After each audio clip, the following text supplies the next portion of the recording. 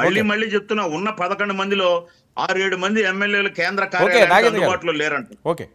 మీరు చక్కదిద్దుకోండి. ఏంటి ద్వారంపూడి గారికి ఈయన ఇచ్చిన సవాల్ నిలబెట్టుకుంటున్నారా? తర్వాత ద్వారంపూడి గురించి మాట్లాడారు.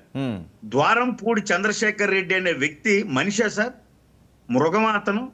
ఒక మహిళా ఎంపీని పక్కన పెట్టుకొని లేదా ఒక మహిళలను పెట్టుకొని అతను మాట్లాడిన భాష, లేదా మా మహిళలు, వీర మహిళలు అక్కడికి వెళితే వాళ్ళ మీద మందు దాపిచ్చి రౌడీలను, వీధి రౌడీలను జుగుప్సాకరంగా దాడి చేయించిన తీరు ఇప్పటికీ ఉన్నాయి వీడియోలు.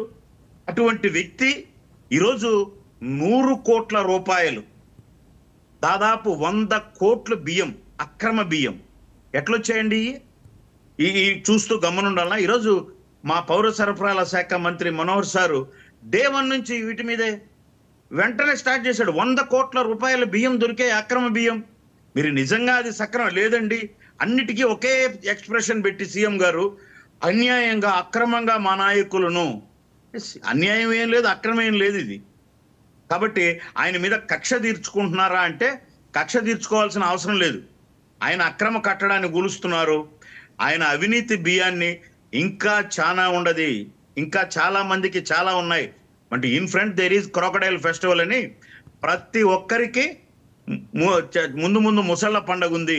అంటే చట్టం అంటే ఏంటి, చట్టాన్ని ఉల్లంఘిస్తే ఏంటి, అవినీతి చేస్తే ఏంటి, అక్రమంగా మనం దోచుకుంటే ఏంటి, దాచుకుంటే ఏంటి అనేది ప్రతి ఒక్కరికి తగిన గుణపాఠం ఎన్డీఏ గవర్నమెంట్, ఈ ప్రభుత్వం, చంద్రబాబు నాయుడు గారు, పవన్ కళ్యాణ్ గారు, బీజేపీ గారి ఆధ్వర్యంలో వాళ్ళందరికీ నిజంగా, ముఖ్యంగా జగన్మోహన్ రెడ్డికి పరిపాలన అంటే ఏంటి అని చూసి నేర్చుకునే విధంగా, అంటే ప్రపంచానికి ఆదర్శవంతంగా పరిపాలన ఉంటుంది సార్.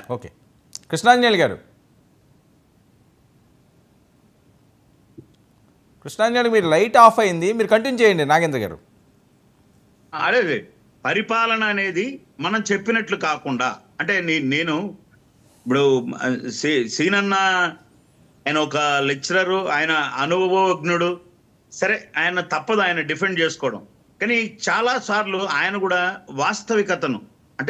వాస్తవికతను ఒప్పుకోవాల్సిన వచ్చే పరిస్థితులు వచ్చినాయి. ఈరోజు జగన్మోహన్ రెడ్డి గారు మాట్లాడే ప్రతి మాట, అంటే ఇటువంటి అధికారం శాశ్వతం కాదు, ఇటువంటి వాటికి ఫుల్ స్టాప్ పెట్టాలి. సరే మీరు ఎప్పుడన్నా పెట్టారా మీ ప్రభుత్వంలో? మీరు ఎప్పుడన్నా ఇటువంటి అన్పార్లమెంటరీ ఓట్స్ వాడకూడదని మీ ఎమ్మెల్యేలకు చెప్పారా? అంటే ఏ రోజైనా మీరు ఒక రకమైన వికటాటహాసం చేస్తూ అసెంబ్లీలో మీరు ఎంజాయ్ చేశారు? ఇది మహిళలను మాట్లాడినా, ఎమ్మెల్యేలను మాట్లాడినా ఈ భాష ఇక్కడ పనికిరాదని మీరు అనలేదు. మీరు ఆ రోజు ఎంజాయ్ చేశారు. బట్ ఈ రోజు అనుభవిస్తున్నారు ప్రజలు. మీరు చెప్పేది ఏంటంటే, ఇక్కడ ఉన్నటువంటి ఏ నాయకుల్ని మీకు 151 తీర్పిచ్చింది ఈ ఆంధ్రప్రదేశ్ ప్రజలే, 164 ఈరోజు తీర్పిచ్చింది ఈ ఆంధ్రప్రదేశ్ ప్రజలే. అంటే ప్రజలే మారి మాకు ఈ ప్రభుత్వం వద్దు అని మిమ్మల్ని చీకొట్టి నడి వీధిలో నిలబెట్టి మీరు చేసిన పాపాలకు ఇదే మీకు పరిష్కారం అని చెప్పి మీకు ఇచ్చినటువంటి తీర్పది. ఈవెన్ మాకు ప్రతిపక్షం హోదా లేదు.